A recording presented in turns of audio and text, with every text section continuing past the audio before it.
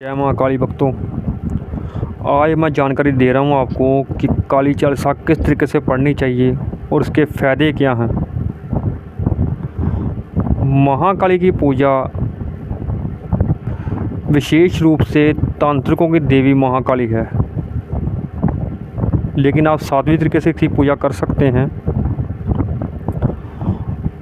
और काली चालीसा किस तरीके से पढ़नी चाहिए ये सारी जानकारी मैं दूंगा आपको आज।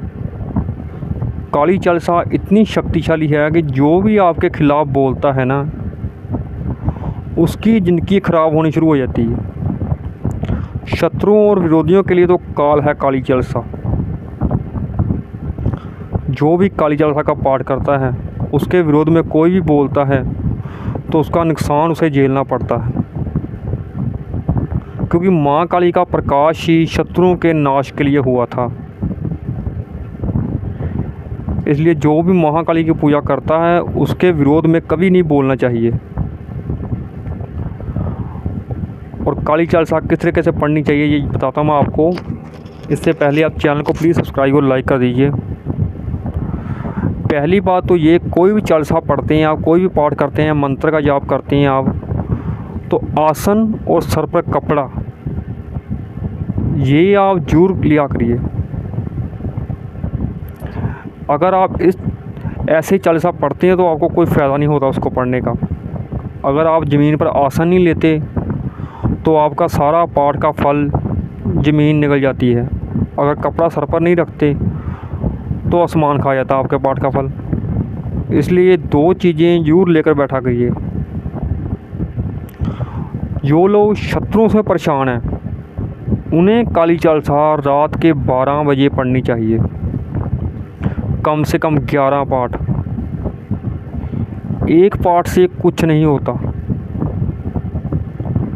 सही फ़ायदा इसका होता है रात के टाइम पढ़ने का, 8 बजे के बाद या 9 बजे के बाद। 11 पाठ कम से कम इसके करें। जब आप पहली बार महाकाली की पूजा करते हैं, कोई भी पूजा करते हैं, तो अपने पितरों का और कुल देवता का आशीर्वाद लिए बिना आप करते हैं। इसलिए आपको पूजा पाठ का कोई फ़ायदा नहीं होता। किसी भी देवी देवता की पूजा करते हैं आप तो पहले अपने कुल देवता और पितरों का आशीर्वाद लिया कीजिए, क्योंकि ये होते हैं हमारे घर के देवता। अगर आप हम अपने घर के देवता को छोड़कर बाहर किसी की पूजा करने जाते हैं तो आपको उसका फल नहीं मिलता। फिर अगर आप इनका मंजूरी नहीं लेते, इनकी आशीर्वाद नहीं लेते तो। और कुल देवता और पितरों का भोग आपको हर अमावस्या या पूर्णिमा को निकालना चाहिए या उनके नाम का दीपक जगाना चाहिए। इसीलिए आपको पूजा पाठ का फल नहीं मिलता अगर आप ये काम नहीं करते हैं तो। उल्टा वो आप पर क्रोधित होते हैं, आपके पितर, आपके कुल देवता। ये जो आजकल की पीढ़ी आ रही है, दुख दरिद्रता इनका पीछा कभी नहीं छोड़ेगी अगर ये पितरों का श्राद्ध नहीं करेंगे, कुल देवता को नहीं पूजेंगे तो। बहुत ही ज़्यादा नुकसान में लोग रहते हैं जिनके घर में पितरों का श्राद्ध नहीं होता, कुल देवता की पूजा नहीं होती, उनका आशीर्वाद नहीं लिया जाता। काली चालीसा के कम से कम 11 पाठ करें, ताही आपको उसका फ़ायदा देखने को मिलता है। और जब आप पहली बार काली चालीसा पढ़ें तो संकल्प लेकर कम से कम 21 दिन का 11 पाठ करें इसके। और याद रखें कि आप संकल्प जब लें तो आपका संकल्प टूटना नहीं चाहिए, नहीं तो आपको उल्टा नुकसान झेलना पड़ेगा उसका, क्योंकि महाकाली उग्र देवी है। अगर आप गुरु बनाकर इसकी पूजा करते हैं तो सोने पर सुहागा हो जाता है। 100% नहीं, 1000% आपको असर देखने को मिलता है।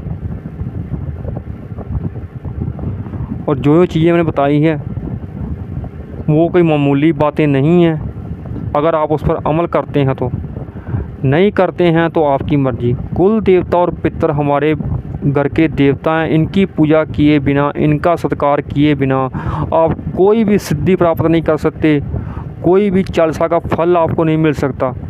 इसीलिए आपके घर में दुख दरिद्रता रहती है। ये सबसे बड़ा कारण है आपकी ये पूजा का, जो आप इनकी पूजा पहले नहीं करते, इनका आशीर्वाद नहीं लेते। तो और कुछ भी पूछना हो तो कमेंट कर सकते हैं हम। जय महाकाली, जय माता मसाणी।